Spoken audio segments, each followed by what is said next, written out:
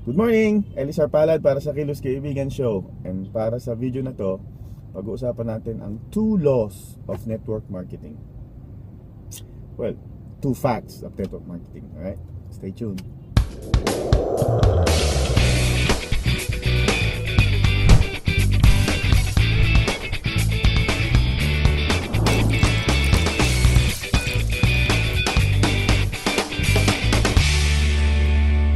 Alright, so ano ba yung dalawang laws ng network marketing? So dalawa lang siya para madaling matandaan, dalawa lang siya para madaling malaman. So okay, so medyo opposing pa siya para madaling tandaan. Alright, so number 1, most people, tandaan, most people that you talk to will not be who you're looking for. Sad but true. Karamihan ng mga kakausapin mo sa network marketing, karamihan ng pagpe-presentan mo ng business mo, business opportunity, hindi sila yung talagang taong hinahanap mo. So mga 7 or 8 out of 10 people, hindi sila magiging interesado sa business na ipapakita mo sa kanila. Bakit? Kasi ano na, mga iba't ibang objection sila. So most probably hindi sila mga ready mag-business. Gusto nilang magtrabaho sa ibang payaman ng ibang tao kaysa payamanan yung sarili nila. So okay lang yan. Ang nakakatawa dyan, pagka may kinakausap ka na mga tao, pag-presentan mo, naka-mindset ka na hindi sila yung taong hinahanap mo. Pero maging fair ka para i-share mo pa rin yung business sa kanila. Pero tandaan mo, hindi lahat ng kakausapin mo sila yung tamang tao para sa business mo. So most people that you talk to will not be who you're looking for. Tandaan mo po yan.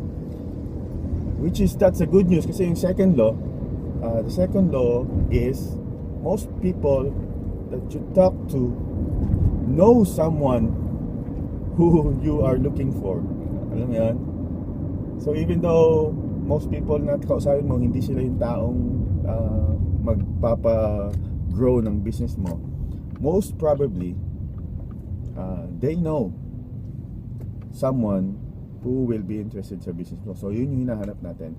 So second law, that is very important. So every time na magpe-present ka sa mga kakilala mo, sa mga prospect mo, although you know deep inside, naka-mindset ka na hindi siya yung taong hinahanap mo, so ini-expect mo na hindi sila magiging interesado sa business, pero always remember na may kilala siya na pwedeng nangangailangan ng business mo, pwedeng interesado sa business mo. Alright, so always ask for referral.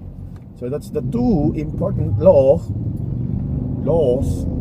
That's so important. So that's the 2 important laws of network marketing. 2 facts that you should always remember. Alright, dalawa lang para madaling tandaan, dalawa lang para madaling malaman. So keep on presenting, keep on sharing the business, and remember, they know someone na magpapasabog ng grupo mo. So always share, always present. Alright, thank you for watching, and please share this with your team, with your downlines, with your crosslines kung akala mo makakatulong sa kanila to. And message me, drop me an email, like my page, subscribe sa my YouTube channel, go to elisarpalad.com, put your email address para ma-notify ka ng mga bagong video, mga tidbits na video na ganito in the future. Alright, thank you for watching. Elisar Palad, Kilos Kaibigan.